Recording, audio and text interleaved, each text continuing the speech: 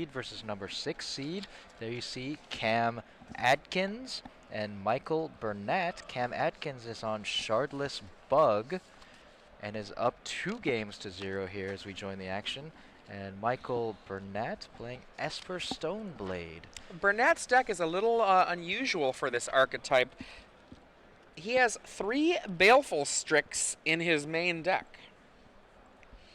And Okay. in kind of a callback to the past, it always makes me think of a particular player that when you think of Lingering Souls and you think of Esper Stoneblade, do you think of anyone? Sorry, what was that, Adrian? When you think of Lingering Souls, are there any players that you think of Lingering Souls in Esper I Stoneblade? think of Tom Martell. That's what I think Yeah. of. And that's what Michael Bernat has. He's got a Lingering Souls Baleful Strix build Okay. of Esper Stoneblade. Tom Martell won a Legacy GP in Indianapolis with Esper Stoneblade and became famous for Lingering Souls. And then we made a token for him, a Star City Games token, promo token, with his likeness as a 1/1 spirit. So Ghost Martell here. We may see some of those Ghost Martell tokens from Michael Bernat then. Now, both of these players have battled through hundreds of other competitors in order to be in this top 8. Cam Adkins' version of Bug has some interesting card choices. Most of the time you'd see 4 Baleful Strix in in this deck. Cam Adkins only running 2 of the main deck, and he manages to find room for 1 in the sideboard. But what is he doing with that extra space? Looks to me like, wow, a little bit more land. That's a part of it. 22 lands, 2 Baleful Strix, 2 Jace, 2 Liliana. Is it possibly more Planeswalkers main deck? Or is 2/2 Well, I mean, here pretty standard? One Maelstrom Pulse is pretty standard. A lot of players only play 2 Force of Will. He's playing 3, so there's that 1 Force of Will extra that he has there. Okay, so here we go. Game 3 action of this quarterfinal match. And we have word from one of our other tables that Brad Nelson, another Sneak and Show player, has taken the match from Maxwell Teets, who was playing Blue, White, Red Delver.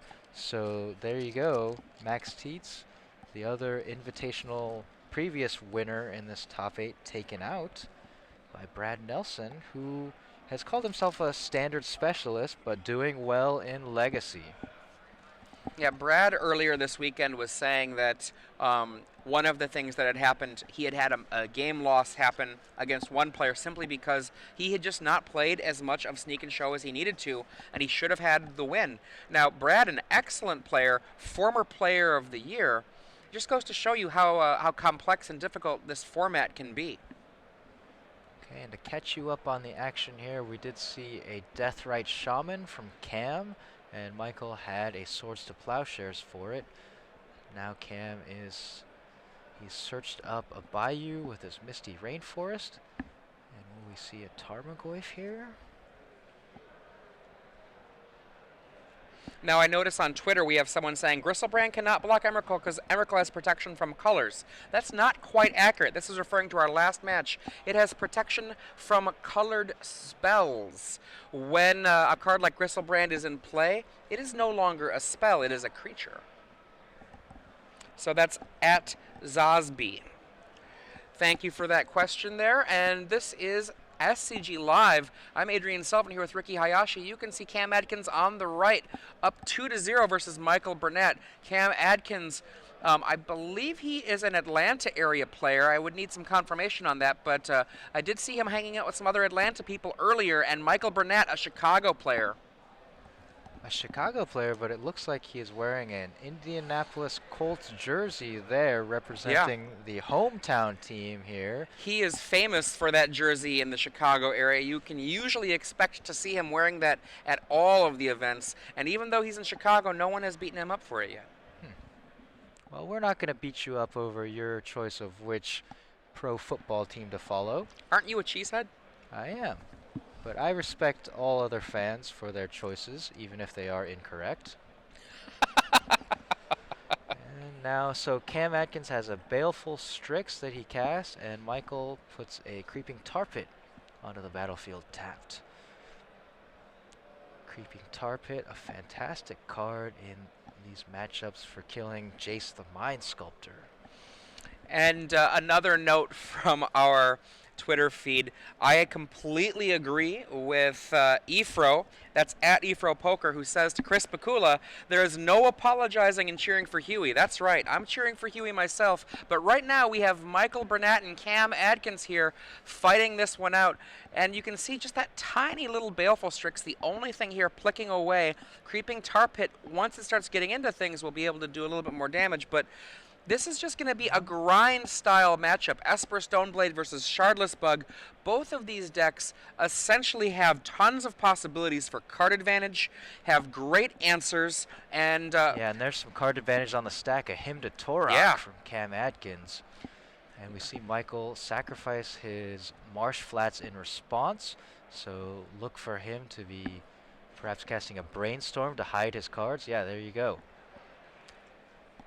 Now, Brainstorm, one of the best things in Legacy is the ability to have your opponent make, actually, pardon, not your opponent, have any player have so many choices. It makes the game very skill testing. You're drawing 3 cards, you're putting 2 back. Brainstorm makes decks very, very good, but it also gives players the chance to make slightly wrong calls or even very wrong calls. One of the reasons I love this format is just all of those decisions that happen, they really add up. Yeah. And speaking of calls, if you ever want to see a judge call for slow play, just give me a Brainstorm, and I will not be able to figure out what to do with it. Here we have the Hymn to Torok finally hitting. Okay. Random card. Random card, just show it. And there they go. It's Inquisition and another Brainstorm. That's a pretty good hit for Cam Adkins. So what did Michael hide with his Brainstorm to see those cards? I kind of wonder if there's a Jace on top of his deck and maybe a land or 2 in his hand. Yeah, Land Slam Jace, a classic Legacy play. And now... Okay, good news for all of you Hall of Famer fans. William Jensen wins 3-1 versus Evan West and advances. That puts all Sneak and Show decks have moved forward. This is the only matchup left underway. So for these guys, Sneak and Show is the enemy, and they're gonna. One of them is gonna see the enemy in the semifinals. Is that a ring? It is. It's a reminder there for him to not forget that his ancestral vision is over there, ticking down slowly. So I was going to ask you, Adrian, Cam Adkins here is up 2-0 in this quarterfinal matchup. Best of 5, so we may play up to 5 games. What does Michael Bernat need to do in this matchup to even it up at first and then win it potentially in 5 games? He's down. Well, one of the things that is a real problem for Michael Bernat, for the most part, all of the former players who were advocates of the grindy power of Esper Stoneblade, look at that, we were talking about before, Jace as the next play after, there we go, and it hits the table. But one of the things that he needs to, that all of the previous Esper Stoneblade players were doing before is they were grinding out their opponents using incremental card advantage here and there. And starting about last year, Jerry Thompson really championed Shardless Bug as a deck that could do the same kind of plays as Esper Stoneblade, but was just better at it. And perhaps that's what we're seeing here, is that in this grind, Shardless Bug totally able to do the same kinds of plays, but with a little bit more power. Now, Ancestral Vision here ticking down, unfortunately for Cam Adkins. Jace the Mind Sculptor, incredibly hard to beat in this format once it hits play. Yeah, I really agree with that. The Esper Stoneblades decks are so grindy, and then Shardless Bug is a similar grindy deck, but then it can kind of go over the top with Ancestral Vision, especially if you set it up to cascade into it off of your Shardless agent. That's just a lot of cards for not very much mana. And we do have confirmation from Twitter, Cam Adkins is indeed an Atlanta player, as well as apparently an Is It fan. Brainstorm from Cam Adkins. Remember, he has a Shardless Agent in his hand. He can set up a very nice cascade here. But he's already suspended one Ancestral Vision. Does he have another that he can hide back on top of his library and then cascade into? If you don't know what Shardless Agent does, you shouldn't be too upset unless you're a Legacy aficionado. Shardless Agent is not printed in any of the regular sets. It's a blue-green 1 2/2 artifact creature with Cascade. Cascade then, any 2 casting cost spell or less that's on the top of the library, you keep flipping till you find one and cast it for free. You can see it right there. What a strange creature. Robot James Bond, some of us have dubbed him, or her, I guess. Shardless Robot. Agent, let's see what it reveals. Hymn to Turok. That's a pretty good way to fight against the Jace, at least the card advantage of Jace. I mean, it's those creatures in play, neither of them are very exciting to bounce with the Jace. We see, oh wow, Sword of Feast and Famine and an Academy runes hit by that Hymn to Turok. Yeah, that's a very fortunate hit for Cam. If he had just hit the sword without the Academy ruins, Michael would have access to it later on. But now hitting the recursion land and the artifact now takes the problems away. Jace has been, one of the all-stars of Legacy for some time.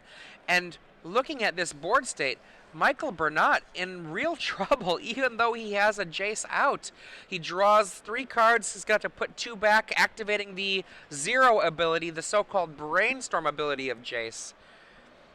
He's going to need to find something in order to get rid of those creatures. And Michael Bernat, he does have the point and click removal from a card like Swords to Plowshares in his deck. He's got Vindicate. He has access to a card he probably did not sideboard in, Massacre, because he does not want to spend the full amount, though it would kill all the creatures at this point. He's in some trouble right now. Yeah, and normally Jace has that -1 ability to unsummon a creature that it can use to defend itself. You don't want to unsummon either of these creatures. Give your opponent another chance to cascade or cycle, draw another card with Baleful Strix. So these creatures ideal for fighting Jace despite their size. Snapcaster, there we go. There's the beginning of what he needs to be doing here. Inquisition, what do you have over there? And we see Tarmogoyf.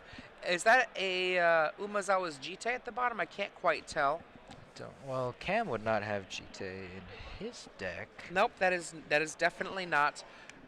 Those are Tarmogoyf, Deathrite Shaman, and card. Okay. That's a land, and it looks like Creeping Tar Pit. There we go, Creeping Tar Pit. I couldn't quite make that one out. It gives them 2 targets, Tarmogoyf or Deathrite Shaman. He goes for Deathrite Shaman.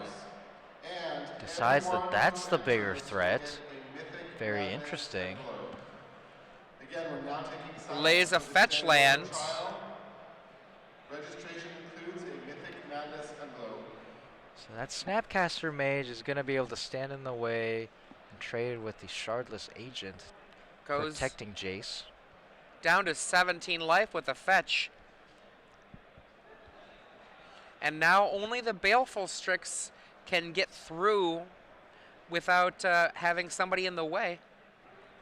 Yeah, so Michael, for the time being, looks like he will get another activation off his Jace the Mind Sculptor on his next turn, unless Cam can remove that Snapcaster Oh, Mage. 2 more mana. What's this? Rest in peace. Okay, that's a good reason to leave Tarmogoyf in your opponent's hand. And it's funny because both Deathrite Shaman and Tarmogoyf, neither of them are particularly exciting with Rest in Peace in play.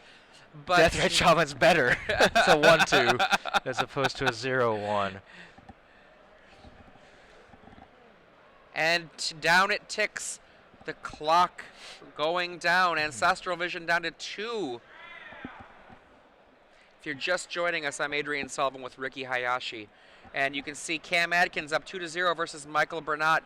Baleful Strix, Shardless Agent with a suspended Ancestral Visions at 2.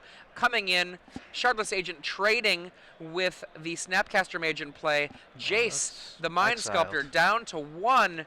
Rest in Peace and Jace the Mind Sculptor, and an empty hand versus, wow, look at that. Double Wow. Tarmogoyf, old school and you new school. And you see Michael, the chuckle there as his shoulders go up and down, sees that Cam has drawn a second Tarmogoyf on this field with Rest in Peace. So those guys are 0-1s. Usually I have a clever quip about the power and toughness of Tarmogoyf and what green creature it matches, what green vanilla creature it matches. There is no 0-1 green vanilla creature. You know, why bother with green? Why not just go to the old kobolds? Kobolds and squires. I like to match as much as possible. So yeah, green kobolds on the field. Michael Bernat, another 0 activation of Jace.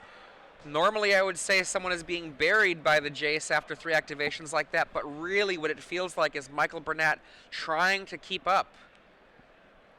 The board is fairly even, but the Ancestral Vision looming. Okay, so Michael Bernat. Decisions to make. Rainstorm. Jace Storm. Now those Tarmogoyfs in play, to me they look like they're potential brainstorm fodder. I'm not sure if I would want them in play right now.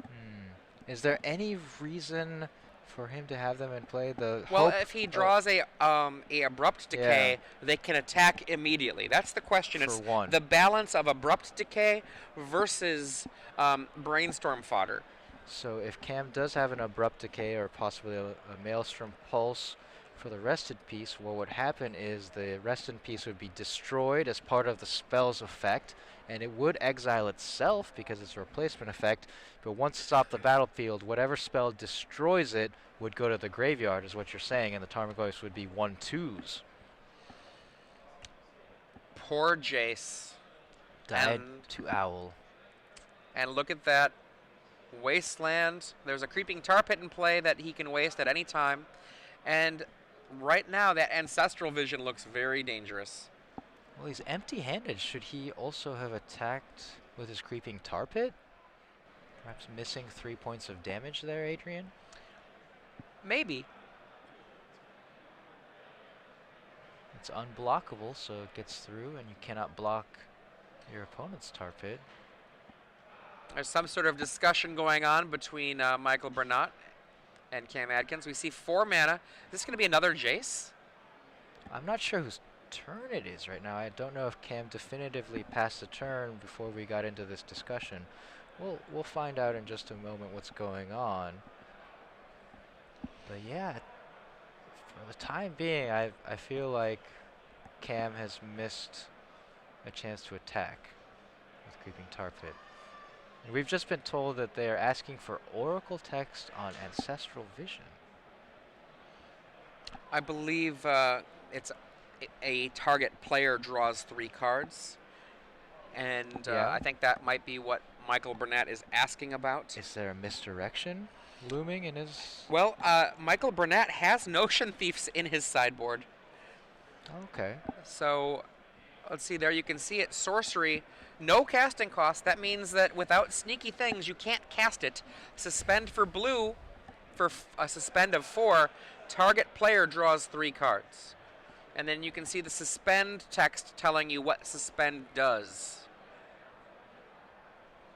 So now he's probably asking a follow-up question about the Notion Thief. Well, it might be something else as well. Yes! I'm salivating. Oh, Notion Thief. Yeah, the question I believe that Michael Bernat is asking is whether or not you can not cast the suspend spell. Well, that's a good question. Let's double check the Oracle text on that ourselves. Wow, Umezawa's Jite. Maybe I should take it all back. I was saying that it looked like Michael Bernat was in trouble, but his opponent here, Creeping Tar Pit, is able to block, but nothing else can block. So I think Michael Bernat, he's going to probably equip that Umezawa's Jite and then pass, lest his Notion Thief somehow be killed.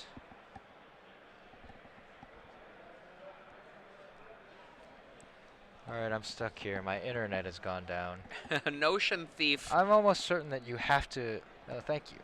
You have to cast this, right? Does not say may at the beginning of Keith.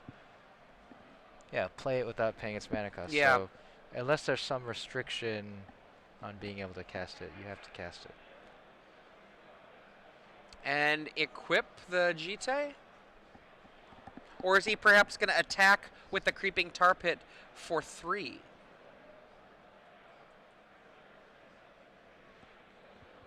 Yeah, Michael Bernat has a lot of options now out of nowhere. It seemed like maybe 1-2 turns ago he was behind trying to catch up, now way ahead. See, Cam Adkins there wastes the Creeping Tar Pit. Yep. And the thing, and here we go, Ancestral Visions. Can't not cast it apparently, and there's the Notion Thief in play. The first time that I saw Notion Thief do anything, it was against Jace the Mind Sculptor in the top 8. Osip and I were watching the match, and wow, that was amazing. Okay, so you see the spotter judge walk away. That was John Aldifer, level 3 from the Pittsburgh area. He's going off to get the head judge because the ruling has been appealed. Yeah, Cam Adkins is saying, I don't want to cast it. I don't think I should have to cast it. You have to. Well, we'll find out. The head judge is going to make that final ruling, and that's going to be what'll stand. So that'll be the question mark. Yeah, my ruling is you have to cast it. I'm not a judge anymore. It's been a while since I've had to think about that, but nothing, at least on the reminder text, nothing seems to indicate that you have the option. Now, if you haven't ever seen Notion Thief before, if you get a chance, go watch Justin Uppel get Notion Thief by Lauren Nolan. Wow, that is one of the most exciting bits of Magic memory. You were I was the commentator. there, and me and Osip were there, and some genius out there also captured it in a moving GIF, so you can see it again and again. Justin, like, his brain literally going out the back of his head. It was a double take too, because first, like, the Notion Thief hits, he's like, "Oh no, you draw 3 cards," and you said it was a response to the Jace Brainstorm, right? Yeah, then he has to put the 2 back. It's like, you still have to put 2 back. He's like, "Really?" And just like looks at the judge like, "I had to put 2, but I didn't draw any cards." Yep, and then and then the Notion Thief killed the Jace. Oh, so it was 2-3 times the misery. It was one of the most disgusting things I'd ever seen, and in fact, the judge on this at the table at the time, Jeff Foster, briefly lost it and just started laughing before he composed himself. Now we're going to find out. Yeah, the head judge does make the ruling. You must cast it. Yep, no May. And so Michael Bernat has drawn cards. Cam Atkins still draws for his turn. And then look at this. No defense is available. Now there's some tapped mana. Cam Atkins apparently attacked with his Creeping Tar Pit. Yeah. I'm not sure if I like damage. that at all, actually, because that Creeping Tar Pit was actually holding off that Notion Thief. So now Michael Bernat can equip the Notion Thief with Umezawa's Jite and really start tearing up the board. Can still trade the Baleful Strix with its Death Touch for the Notion Thief. Can he, though? Can he?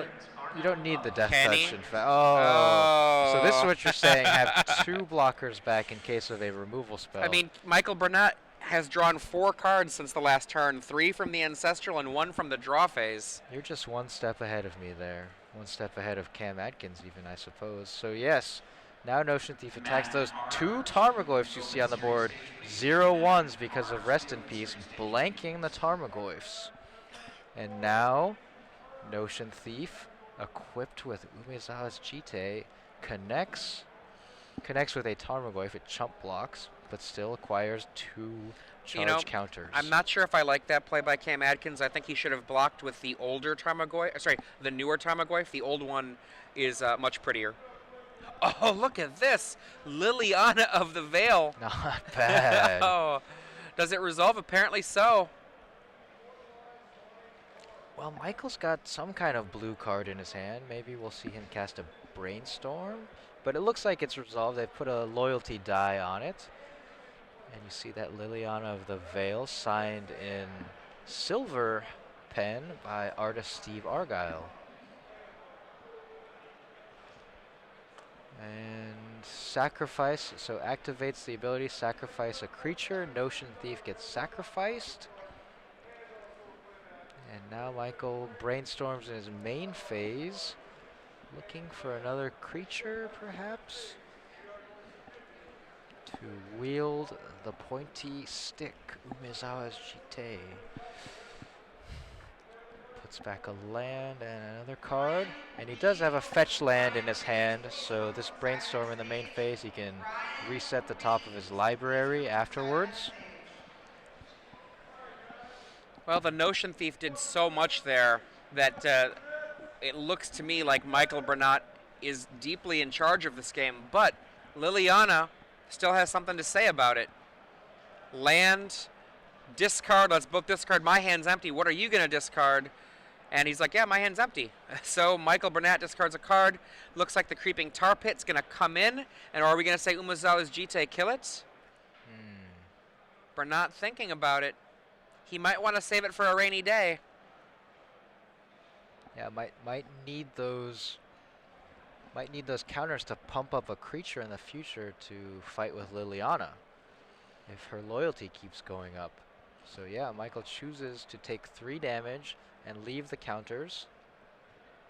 Yeah, and he's using his life total as a resource there. We have a question from Little American Punk on Twitter who asks, wouldn't it be okay just to not cast it? You could forget a Vile trigger. Wouldn't it be the same? Well, here's the thing. You're supposed to remember your own triggers. Now, let's pretend that Cam accidentally forgot to do the trigger. Well, then that would be something that could happen. But Michael Bernat, the opponent, would be able to say, you know what, I want you to do that. Yeah. And then you would be forced to. You can accidentally miss your triggers. If you do, your opponent has the choice of whether you get the trigger or not, and most certainly Michael would choose to have him resolve those triggers. But you cannot purposefully forget mandatory triggers. Absolutely and not. that is a mandatory trigger. So I mean, let's pretend Cam was like, oops, I forgot. There would be a real point of, especially with the ring he's been putting as a reminder on his deck. We would be calling the head judge you know, over that for, seems a little sketchy. we'd be calling the head judge Jason Reedy over for a different reason there. So on Twitter, Nathan Long at Nate Dog with 2 G's 316 confirms, yep, you have to cast the Visions if able. If there was something like Sphere of Resistance on the board, you could not cast it. Nathan is a level 2 judge from Durango, Colorado. I know him very well, and he's confirming, the ruling, and also pointing out that yes, so if there's a Sphere of Resistance, Adrian, something that increases the cost, you can choose not to pay the cost and just not cast the spell. Okay, so Chris Lansdale is asking on Twitter, who's the head judge of the Invitational? I actually just said it. It's Jason Reedy, level 3 from Roanoke, Virginia. And we see a Pernicious Deed attempted to drop on the table. That would have been amazing for Cam. And instead, we see a brief counterspell war, Force of Will stopping that from happening. Yeah, meanwhile, what's happened is Snapcaster Mage flashed in, picked up the Jite, and then took out Liliana. A little pump action there, trying to shorten this game up before anything else could go wrong. So you see the 3 counters there. It happened just as you speculated, Adrian, that Michael should keep the counters on the Jite in order to be able to pump a creature in the future. We see a pretty innocuous Shardless Agent. It gets a Deathrite Shaman. Not so exciting. Not exciting. All it can really do is buy some time. That Umezawa's Jite now with 3 counters can pump itself. The Snapcaster Mage can pump itself out of range. And Cam Adkins does not block. Now, earlier in the game when Cam Adkins set up his Shardless Agent, he put back Hymn to Torok directly on top of his library. I kind of wonder if he should have put a land and then a Hymn to Torok. He looks pretty flooded right now, and skipping through that land would have been fairly nice. Deathrite just chump blocks. We see a pump to have Snapcaster survive, and then 2 more tokens are added to Umezawa's Jite. So we are being asked on Twitter, Adrian, what is the video of the Notion Thief stealing a brainstorm draw? Do you remember which event that was from? That was Justin Uppel versus Lauren Nolan. That was Osip and I were doing the commentary. And I want to say that that was in Tennessee. Tennessee? So possibly Nashville? I thought it might have been... Nashville, Okay. that is correct. All right, Nashville. So look at the coverage of the Nashville Open from earlier this year and look for Justin Uppel and Lauren Nolan's match in the Legacy Open. You can also look up on StarCityGames.com. Lauren Nolan wrote a tournament report about that tournament, or maybe just about that match or deck, and there's also a short video clip, I believe, in that report from the incident in question, Notion Thief on Jace Brainstorm. Now is Michael Bernat going to take this game away? We see a Baleful Strix joins the party, and Cam Adkins looking at his hand. Force of Will and Engineered Explosives, both good cards. Yeah, so... Takes the Force of Will. I think that's a good play. Like, if Cam Adkins is able to draw some powerful spell, he wants to be able to cast it and not have the effort gone to waste. Passes the turn. He would need a lot of power here. Even Liliana of the Veil not going to get it done. Now Michael has two creatures, Snapcaster Mage and Baleful Strix. Looking at the cards that I see in Cam Adkins' 75 cards, the only thing I can see saving him is a Shardless Agent into Ancestral Visions through the Cascade, and then the Ancestral Visions getting him some action. Cards. Yeah, Pernicious Deed, a one-card answer, but that was dealt with earlier, countered earlier by Michael. Oh, now Jace the Mind Sculptor. Sure, why not? Brainstorm ability, the 0 ability. Draws 3 cards, puts 1 back. Puts 2 back. Thinks about it. Maybe this other one.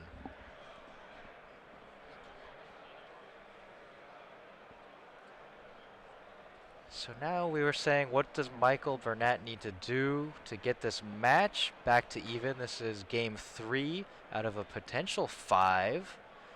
His back was to the wall, but he's fought back in this game. It was very close earlier on. It may even have been, it looked like Cam Adkins had an advantage early, but through the use of a Jace the Mind Sculptor, sculpting his own hand, finding a timely Umezawa's Jite, and now taking over the game is Michael Bernat with Esper Stoneblade here over Cam Adkins playing Shardless Bug. This is the StarCityGames.com Open Series featuring the Invitational. This is the quarterfinals of said Invitational. I'd like to give a little thanks to Super Fluffy Kitty, who, if you're following at SCG Live and hashtag SCGINVI, in hashtag SCGINVI, there is a link to the Twitch coverage of that Lauren Nolan, Justin Uppel match. Thank you for that. I'm going to make sure to also retweet that, but make sure that you're following at SCG Live and the conversation, hashtag SCGINVI. There's a lot of value, I think. If you're a Twitter person, Magic and Twitter seem to have become very much a part of helping make Magic a much bigger game. Twitterer. I am a Twitterer as well. You can follow me at MTG Wikipedia. You can follow Adrian at Adrian L. Sullivan. What does the L stand for? Lee. Lee. That's right. Well, that's very interesting because 2 of our SCG Live directors also have the middle name Lee. Did you know that? I did not. We see our sideboards here. Michael Bernat and Cam Adkins. Michael Bernat, we already saw the Sword of Feast and Famine in this game 3, so he has certainly sideboarded that in. We've seen the Notion Thief. He's got 2 of them. Now, this was a card when... You're only supposed to have 1. When this was a card when it was printed, people were pretty excited about the interaction with Brainstorm, with Jace, with other cards, and it was kind of talked about like this, like, hoo-hoo, wouldn't that be so cool? Yeah, it is cool. And, you know, the thing is, now that we've actually seen it in Legacy play, it has proven itself to be just devastating in the games where it resolves. Rest in Peace, also in the sideboard, definitely brought in against this Tarmogoyf Deathrite Shaman deck. I wonder if Cam Adkins is rethinking his plan now that he had that Rest in Peace destroy his side of the board, making 2 Tarmogoyfs, and over the course of the game, 3 Deathrite Shamans become null and void. Yeah, that was a huge play. The Rest in Peace when it came down. At the time, we and Michael knew that Cam had 1 Tarmogoyf in his hand after taking a look with Inquisition of Kozilek. And then after the Rest in Peace resolved, Cam slammed down 2 Tarmogoyfs. He immediately drew a second one, both of them 0-1 green kobolds. Okay, so Michael Bernat has finally gotten on the board. He is still down 1 game to 2 to Cam Adkins. Needs to win another one to even it up at 2-all, and then would need to win a 3rd in a row to take this match. Yeah, I mean, it's been done before. Now, we saw that Jace the Mind Sculptor for Michael Bernat. When that Jace the Mind Sculptor hit play, it was only barely keeping Michael Bernat alive, and that final turn of the Jace the Mind Sculptor's life was essentially setting up where he had Snapcaster to help clear the board a little bit, and Rest in Peace go. Yeah.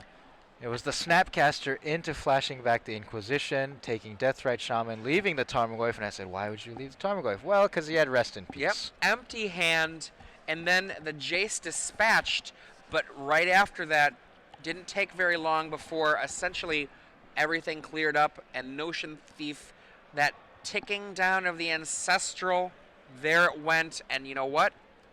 Notion Thief Wow. taking Ancestral Vision. I mean, when I look at the art for Notion Thief, I'm not sure if you've thought about this, but for me it looks a little bit like Skylar, the villain in Heroes. You mean Sylar? Sylar, yeah, thank you. Sylar, the villain in Heroes. Played by Zachary Quinto, Yeah. the new Spock in the Star Trek movies. Yeah, Yes. well, it says Skylar, it's funny. Yeah, Sylar, and I feel like there's this way, what does he do? He steals your powers. Yeah, by eating your brain. Yeah, I wonder if that's intentional, that art. I don't know. I think Notion Thief, it's drawn by Clint Kearley, who we have seen, an artist, has joined us on the Open Series several times. He's based out of Dallas-Fort Worth, so we'll be seeing him in a couple of weeks at the Dallas Open. I actually think it might be like a self-portrait. I haven't looked closely enough and compared it to Clint, but it may be a self-portrait. Many artists do that. Rob Alexander on several occasions has kind of drawn himself into art that he does for Magic cards. Okay, shuffling up here, these players going to game number 4. You can see these players. Michael Bernat looks very animated. He's got a lot of energy. And it looks like Cam Adkins, I believe this is his first time under the camera here at SCG Live. And you can see he looks ready to play, but a little nervous. And I know that both of these players have gone through a lot to get here. The Invitational, 328 players. And these are 328 players who have either won the various Invitational qualifiers that have been held throughout the country. And if you want to play in the Invitational, if you can get an Invitational qualifier at your store, it's not that hard. Tell your store to contact Star City Games, starcitygames.com/IQ. Yeah, and the next Invitational will be coming up very shortly. It's going to be in Las Vegas, Nevada, Sin City. That's going to be on December 13th through 15th. So just a few short months away. Our next Invitational in Las Vegas. Make sure you're qualified for it. Make sure to be there. I imagine there's going to be quite a party. Yeah? Are you going to be there, Adrian? I'm not sure yet. Still working on my plans for that one. And the other thing about this, besides the IQ winners, we have all of the people that have done well at these Star City Games Open events. We've got our champions and our other top finishers from our Star City Games Opens all here. Cam Adkins on the play in this Game 4 of the best of 5. Yeah, the Open Series coming to a city near you. Next week it's going to be in Los Angeles, California, alongside the Kamikaze Expo. And then the week after that, as I mentioned, they'll be in Dallas-Fort Worth. And then we're taking a week off. Grand Prix Washington, D.C. is very close to the home office in Roanoke, so they're devoting a lot of resources to that event, even though it's not being run by Star City Games. And then the week after that, they'll be in Providence, Rhode Island. So all over the country, the Open Series come into town. If you top 8, you qualify for an invitational, ladies and gentlemen. Yeah, one of the things, that Washington, D.C. Grand Prix being run by TJ's Collectibles, and those of you who are Magic historians might remember William Jensen had long, for years, been sponsored by TJ's Collectibles, so you would see him at all of those old Magic events with his TJ's Collectibles t-shirt. Okay. A little bit of history. I like that bit of history. And Huey is into the semifinals. So let's recap what's happened on the other matches. The first camera match we had on here, we saw Jerry Thompson versus Brian Braun the Sneak and Show Mirror. BBD, the Grand Prix Louisville champion, moving on to the semifinals here. He won 3 games to 0. And in the next round, in the semifinals, BBD is going to be facing good friend Brad Nelson, also on Sneak and Show. He defeated Max Tietz, a former Invitational champion himself, 3 games to 1. Now these two competitors, Cam Adkins and Michael Bernat, they know, or at least we know, they probably know too, that they will be facing Sneak and Show as well in the semifinals, whoever wins this, and that is being piloted by the MTG Pro Tour Hall of Famer, Huey Jensen. We see lands facing off against each other with no other help. Michael Bernat on the left with Esper Stoneblade, Cam Adkins on the right with Shardless Bug. Take a look at the number. And a brainstorm here from Cam. 4152. This looks like a main phase brainstorm on his second turn. I think I see a surgical extraction in his hand. There it is. Yeah, surgical extraction. He puts back an Abrupt Decay. He's got Baleful Strix, Brainstorm, some lands, and that might have been a new print Modern Masters Tarmogoyf, but I'm not sure. Yes, yes it is. Tarmogoyf drawn by Ryan Barger in Modern Masters. Could be Barger. Michael Bernat takes turn 2. Now Michael Bernat missing a land drop. He did mulligan this game. Cam Adkins fetches right now. He is going to be shuffling away the 2 cards. That was an Abrupt Decay and a Surgical Extraction that he is shuffling away. Yeah, that could have been a bit of a hedge there, putting those situational cards back, right? Because maybe if Michael makes a play here, he wants to draw the Abrupt Decay and cast it. But seeing no play and no second land drop, Cam wants to reset his library and find some creatures now to take advantage of this little hiccup by Michael Bernat. So we may see that Tarmogoyf come down here as an Elvish Warrior just to put some early pressure on Michael. No, it's going to be Baleful Strix instead. Cycle. Draws a Polluted Delta. Now he's got a 1/1 Flying Death Touch on the battlefield. Says go. Anything, there's a land. That's a swamp. Basic swamp, basic plains. Well, if he's got a Stoneforge Mystic, he's at least got some action. Inquisition? No, Thoughtseize.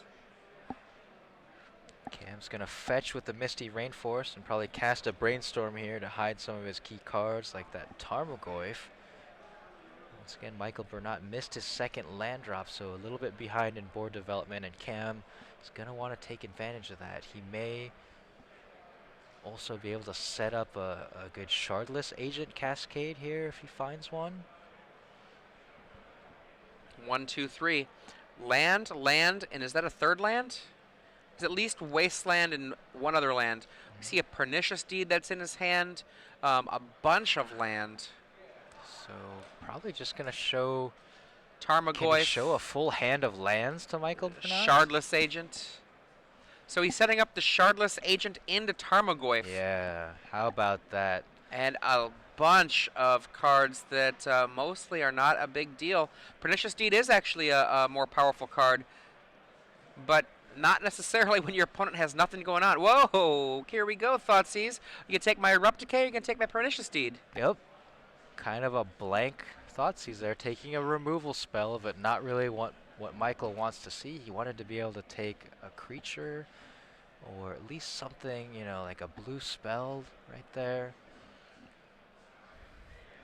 And as you said, Cam Adkins set up the top of his library with the Brainstorm to be Tarmogoyf and Shardless Agent on top of that. So he's going to draw Shardless Agent, cast it, and cascade into Tarmogoyf and really develop a board here now. I see a Swords to Plowshares in Michael Bernat's hand. And I think I also see a Stoneforge Mystic Brainstorm Force of Will. Very subtly important here is the fact that Michael does not know that Tarmogoyf is lurking. And yeah, that's just about to say, if he takes that deed, it's going to pump the Tarmogoyf even more, being an enchantment. Wow. That could be an extra point of damage there that's going to make a big difference. You see lands, instants, and sorceries with the Thoughtseize, Brainstorm, and Fetch lands, but the enchantment now going to pump the Tarmogoyf one further after he cascades into it off the Shardless Agent. That Wasteland of Cam Adkins is actually really valuable. There's only one more basic land in Michael Bernat's deck, and as soon as he draws a land, most of the lands that he draws will be able to be destroyed by Cam Adkins. A note from again, Super Fluffy Kitty, saying, who apparently knows Cam, that he's not nervous but writhing in anticipation. One of the things I know playing against Patrick Chapin a lot, if you've watched Patrick Chapin play, people often say, wow, is he nervous? Is that what's going on? No, when Patrick Chapin plays, he just has a lot of energy. He's very animated, and that's just the way some people play. Classic players, your pairings are now posted. Please find your seat. And Yaz Wiggins asks on Twitter, did Michael Bernat bluff not having a turn 2 land, or did I see that he had a dual land in hand right now? I think you did see. Certainly he would have played it by now. Stoneforge Mystic is going through the deck trying to find something, a Batterskull perhaps. Sword of Feast and Famine, another card that he has boarded in. Umezawa's Jite, the last card he could just select from, and he goes with, it looks like Batterskull. I don't know about that because he's constrained on mana. He only has the 2 lands, and he left Cam Adkins with an Abrupt Decay in hand. He took the Pernicious Deed. So seeing this, Cam Adkins is going to Snapcast Abrupt Decay on Stoneforge Mystic, right, Adrian? I mean, this... Well, and you mean by that, you mean Snap Space Cast, not Snapcast, as in Snapcaster Mage, just to be clear. Lowercase Snapcast. Yes, I hear you. So yeah, showing that Batterskull, he's not going to be able to cast that. It costs 5 mana, so I probably would have gotten Jite just because at least you can cast it and then maybe use it if you draw more creatures. We see another Tarmogoyf from Cam Adkins. You can really see, I mean, obviously Michael Bernat not having the best game here. He mulligans, he misses a land drop. That's not the ideal situation. Another Tarmogoyf. We see there's a Force of Will in Michael Bernat's hand. Now, a lot of people sideboard out some number of Force of Wills in this matchup. Michael Bernat runs 4 main. One of the reasons you don't really like Force of Will in the grindiness of the matchup, but when I say they sideboard out some Force of Will, usually the reason they side out only some Force of Will is that there are cards you just have to stop, and there aren't very many ways to do it. Now, Michael Bernat replacing the Stoneforge Mystic with a new Stoneforge Mystic, this time getting Sword of Feast and Famine. Okay, so this is a reason why he may have gotten Batterskull first, because he has the second Stoneforge Mystic, and he was expecting his first Stoneforge Mystic to bite the dust, cast the second one, get another piece of equipment, and then start being able to activate and drop the equipment into play. Alright, so Michael Bernat, I apologize for second guessing you. You knew what was in your hand, and you had a good sequence of plays in mind. But Cam Adkins has drawn another removal spell. That is Maelstrom Pulse. So he can now take out this Stoneforge Mystic, attack for 3 again, and really start to apply the pressure with that Baleful Strix and Shardless Agent. The rest of his hand, is that all land? I see an Underground Sea, Maelstrom Pulse, and I think that last one's a fetch land. And the Creeping Tar Pits too. Adrian, would you Creeping Tar Pit attack, or would you Maelstrom Pulse here? I'd Pulse just to get that guy off the table. Okay. And that's what he does. And then You attack for your 3, and next turn you can start working with your creeping tar pit as well. Michael Okay. Bernat looking for something here. Oh, look at that. That seems to be like No land. Uh, He drew the GT, or maybe he already had it in his hand, and that could also explain him getting Batter Skull. But yeah, 6 points of damage here, and that's going to be all she wrote. Cam Adkins with the Wasteland as well. that's Yeah. it. Michael Bernat falls 3-1 to Atlanta's Cam Adkins. I know we had several people on Twitter. That's the hashtag.